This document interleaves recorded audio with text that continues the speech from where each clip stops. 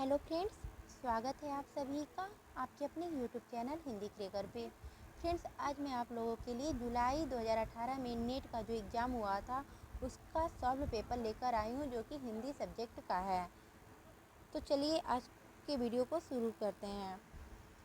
इस जुलाई 2018 के कुछ प्रश्नों को मैंने पिछले वीडियो में सॉल्व कराया था। अगर आपने वो वीडियो नहीं देखा होगा तो जाके देख लीजिए।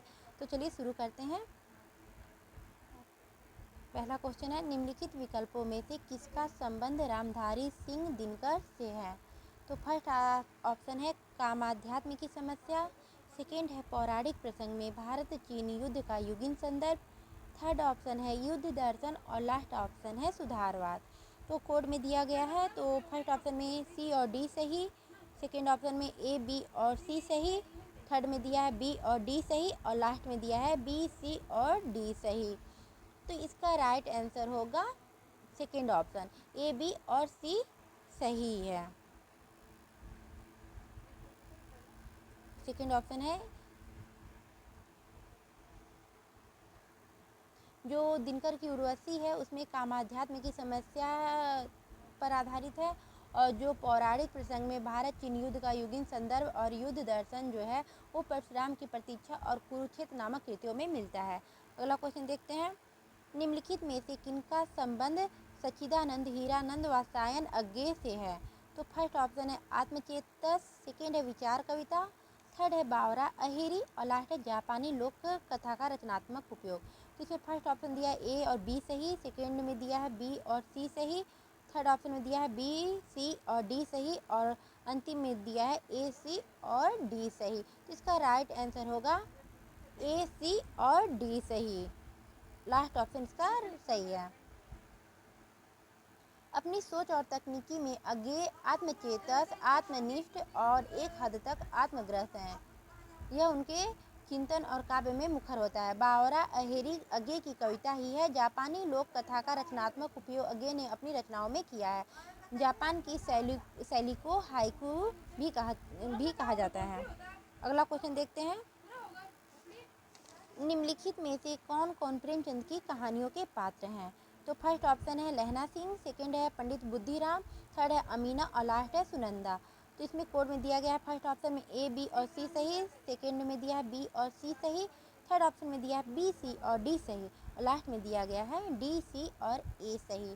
तो इसका राइट आंसर होगा सेकेंड ऑप्शन, बी और सी सही है, क्योंकि पंडित बुद्धिराम और अमीना ये दोनों प्रेमचंद की कहानियों के पात्र है। जो अमीना है वो ईदगाह कहानी की पात्र है, और जो पंडित बुद्धिराम है वो बूढ़ी काकी से संबंधित है।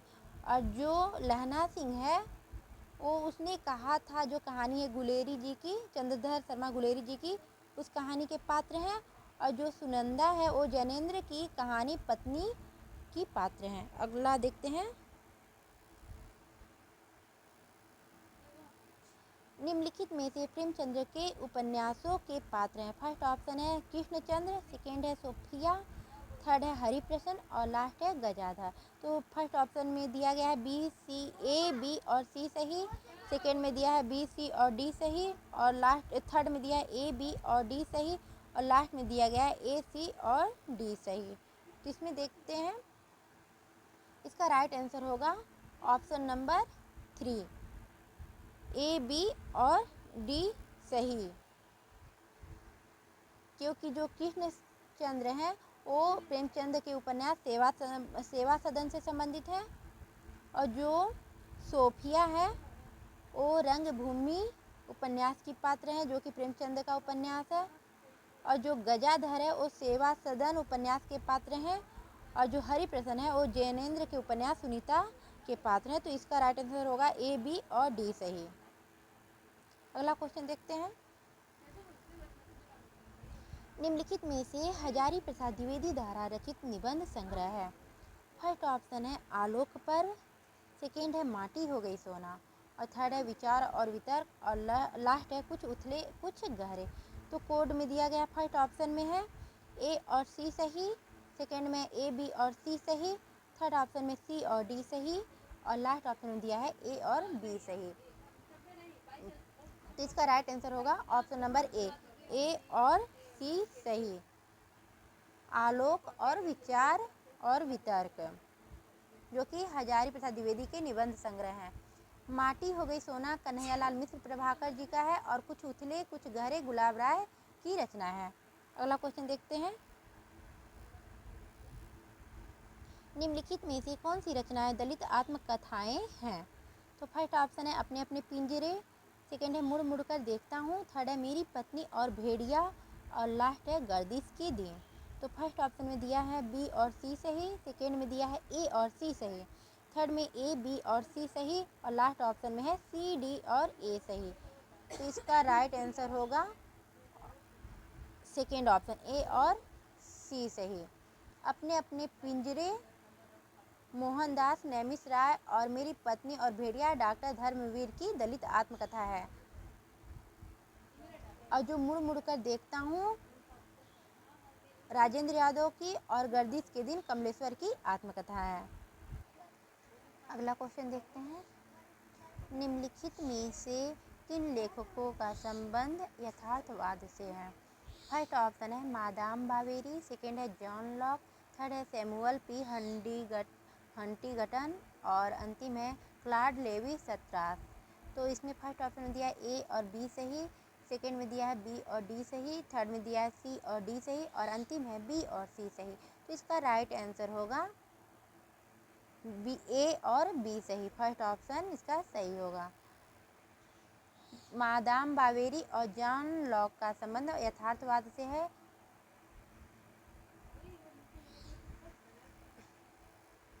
अगला क्वेश्चन देखते हैं। निम्नलिखित में से कौन से नाटक प्रेमचंद द्वारा रचित हैं? फर्स्ट ऑप्शन में दिया है डिक्टेटर, सेकेंड है संग्राम, थर्ड है बड़े खिलाड़ी और अंतिम है प्रेम की वेदी। तो फर्स्ट ऑप्शन है बी और डी सही, सेकेंड है ए और सी सही, थर्ड है बी और सी सही और अंतिम है ए और डी सही। तो इसका राइट आंसर होगा फर्स्ट ऑप्शन बी और डी सही। संग्राम और प्रेम की वेदी जो है वो प्रेमचंद जी के नाटक हैं और जो डिक्टेटर है वो बेचन शर्मा उग्र जी का है और बड़े खिलाड़ी जो है उपेंद्र नाथ अस्क जी का है। अगला क्वेश्चन देखते हैं। साधारणीकरण के विषय में कौन से कथन सही हैं? तो फर्स्ट ऑप्शन है साधारणीकरण रसास्वाद के बाद की प्रक्रिया है, सेकेंड ऑप्शन है साधारणीकरण आलम्बनत्व धर्म का होता है, थर्ड ऑप्शन है साधारणीकरण के लिए भोजकत्व व्यापार अनिवार्य है और अंतिम है साधारणीकरण के बिना भी रसानुभूति संभव है। तो इसमें फर्स्ट ऑप्शन दिया है ए और बी सही, सेकेंड है ए और सी सही, थर्ड है बी और सी सही और अंतिम है सी और डी सही। तो इसका राइट आंसर होगा बी और सी सही। Third option is right.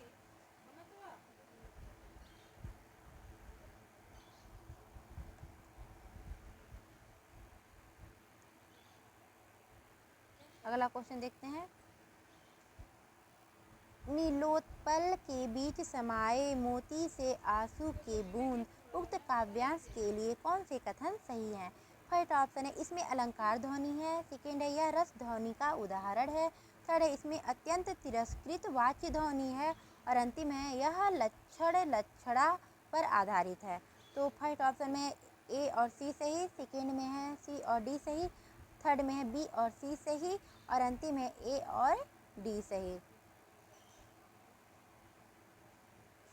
तो इनमें जो भी विकल्प दिए गए हैं इनमें से कोई भी विकल्प सही नहीं है, क्योंकि इस पंक्ति में अलंकार ध्वनि भी है और अलंकार उपमा है तथा इसमें करुण रस की भी अभिव्यक्ति हो रही है, अतः दिए गए विकल्पों में से कोई भी विकल्प सही नहीं है।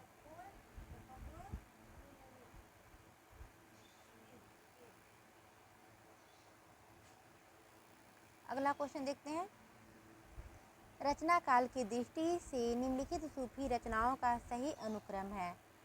फर्स्ट ऑप्शन है चित्रावली, सेकेंड मृगावती, थर्ड चंदायन और अंतिम अनुराग बासुरी।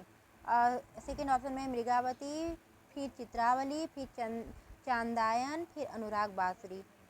थर्ड में है चांदायन, फिर मृगावती, अनुराग बासरी, चित्रावली। अंतिम है चांदायन, मृगावती, चित्रावली, अनुराग बासरी।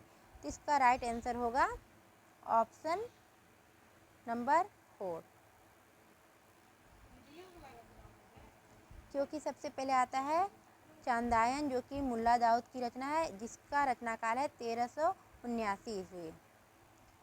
फिर आता है मृगावती जो कि कुतुबन की रचना है, उसका समय है 1501 ईस्वी। फिर आता है चित्रावली जिसका समय है 1613 ईस्वी, जो कि उस्मान की रचना है। और फिर अंतिम है अनुराग बासरी जो कि नूर मोहम्मद जी की रचना है, जिसका रचनाकाल है 1764 ईस्वी। अगला देखते हैं, जन्म काल के आधार पर निम्नलिखित संत कवियों का सही अनुक्रम है। फर्स्ट ऑप्शन है दादू, मलुकदास, गुरु नानक और सुंदरदास। सेकंड में है गुरु नानक, दादू, मलुकदास और सुंदरदास। थर्ड में है मलुकदास, दादू, सुंदरदास, गुरु नानक। और अंतिम है गुरु नानक, सुंदरदास, दादू, मलुकदास। तो इसका राइट आंसर होगा सेकेंड ऑप्शन इसका सही है, क्योंकि सबसे पहले गुरु नानक जी आते हैं, जिनका जन्म ननकाना साहब तलवंडी में हुआ था 1469 ईस्वी में। फिर सेकेंड में आते हैं दादू दयाल, जिनका समय है 1544 ईस्वी में, अहमदाबाद में इनका जन्म हुआ था। थर्ड में आते हैं मलुकदास, जिनका समय है 1574 ईस्वी, जो कि इलाहाबाद के कड़ा में इनका जन्म हुआ था। अंतिम है सुंदरदास, जिनका जन्म काल है 1596 ईस्वी, जो कि जयपुर के धौसा में हुआ था। तो इसका राइट आंसर है ऑप्शन नंबर 2।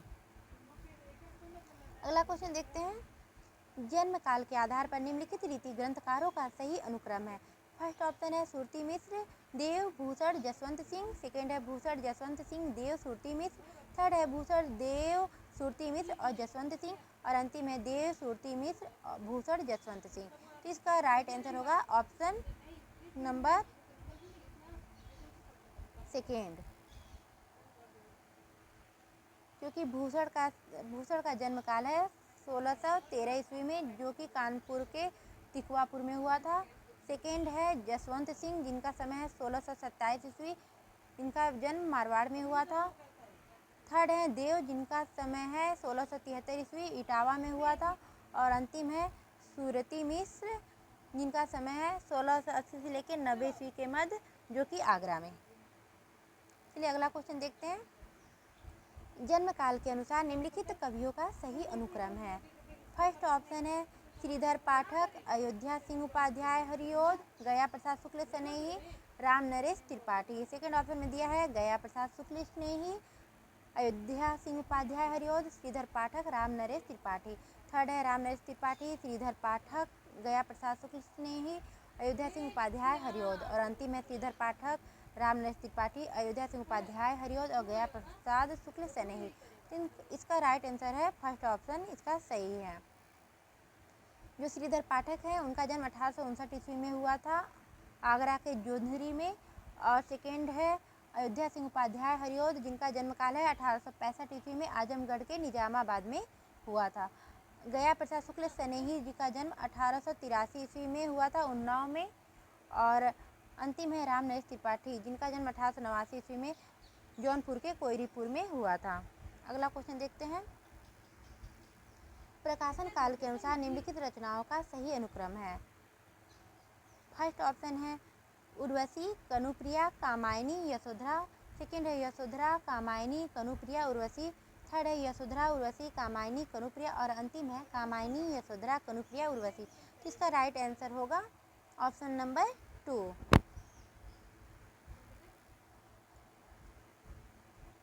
यशोधरा का प्रकाशन काल है 1932 ईस्वी में, कामायनी का है 1935 ईस्वी, कनुप्रिया का 1959 ईस्वी और उर्वशी का 1961 ईस्वी।